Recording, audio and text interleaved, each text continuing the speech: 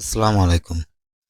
মধ্যপ্রাচ্যের অন্যতম গণমাধ্যম গালফ নিউজ বলেছে, ট্রাম্প সোশ্যাল মিডিয়ায় মার্কিন প্রেসিডেন্ট ডোনাল্ড ট্রাম্প ইরানকে হুমকি দিয়েছেন, শীঘ্রই একটি ইরান স্মার্ট হয়ে উঠবে। ওয়াশিংটন এবং তেহরানের শত্রুতা শেষ করার প্রচেষ্টা স্থবির হয়ে পড়েছে। তবে পাকিস্তানের মধ্যস্থতায় ব্যাক চ্যানেলে মার্কিন যুক্তরাষ্ট্র ও ইরানের মধ্যে আলোচনা চলছে। টিআরটি ওয়ার্ল্ড তুরস্কের এ সত্যতা স্বীকার করেছে। পাকিস্তান ও মার্কিন যুক্তরাষ্ট্র ও ইরানের মধ্যে চলমান অচলাবস্থা ভাঙতে নীরবে কাজ করছে। হরমুজ প্রণালী ও তেহরানের পারমাণবিক কর্মসূচিতে একটি দীর্ঘ প্রতীক্ষিত চুক্তির জন্য একটি নতুন ফর্মুলা খোঁজার দিকে মনোনিবেশ করছে। উভয় পক্ষই সক্রিয়ভাবে ব্যাক চ্যানেলে কূটনীতিতে নিযুক্ত রয়েছে। একটি চুক্তিতে পৌঁছানোর জন্য পাকিস্তানের মাধ্যমে সূত্র ও পাল্টা প্রস্তাব দিচ্ছে। আলোচনাটি বর্তমানে বন্ধ হয়ে রয়েছে হরমুজ প্রণালী এবং পারমাণবিক ইস্যুতে কেন্দ্র করে।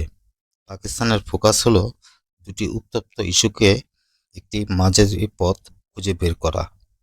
এছাড়াও আরেকটি নিউজ তারা করেছে, ইরানের পতাকাবাহী কন্টেনার জাহাজ তুস্কার 6 ইরানি ক্রুকে মার্কিন জব্দ করার পর ছেড়ে দেওয়া হয়েছে।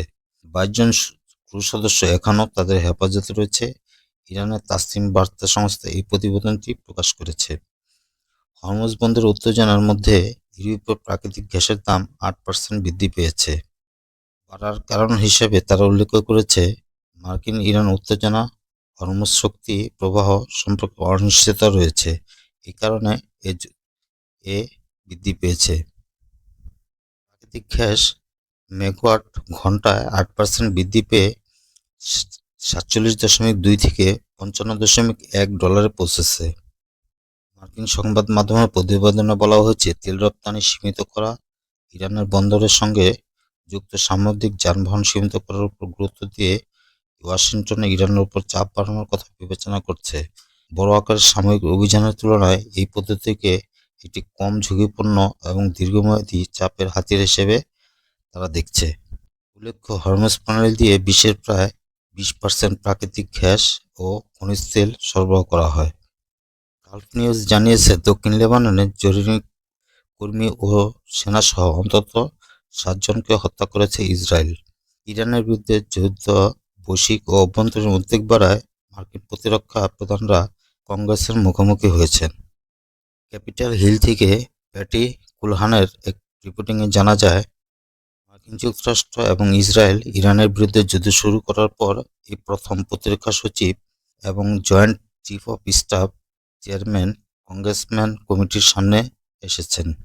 ডেমোক্র্যাটরা তাদের কাছ থেকে যুদ্ধের কৌশল, কত অস্ত্র ব্যবহার করা হয়েছে, দাম কত, এসব প্রশ্নের উত্তর চান।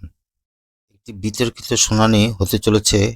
মার্কিন প্রতিরক্ষা সচিব হেক্সের এই সমালোচনামূলক প্রশ্ন জিজ্ঞাসা করা হয়েছিল, তখন তিনি উত্তর না দিয়ে ফিরে যান। মার্কিন সংবিধান অনুসারে কংগ্রেস যুদ্ধ শুরু বা অনুমোদন করতে পারে। কংগ্রেসের সাথে পরামর্শ করা হয়নি এই যুদ্ধের ক্ষেত্রে। উচ্চতর সিনেট সদস্যরা ইরানের বিরুদ্ধে যুদ্ধের ক্ষেত্রে তাদের ধৈর্য ক্ষীণ হয়ে আসছে বলে জানা যায়, কারণ এটি বিশ্বব্যাপী এবং অভ্যন্তরীণভাবে প্রভাব ফেলেছে, বিশেষ করে যখন এটি গ্যাসের দাম ও খাবারের দামের ক্ষেত্রে আসে। এই ছিল আজকের বিষয়। সবার ভালো থাকা প্রত্যাশা করে বিদায় নিচ্ছি। আল্লাহ হাফেজ।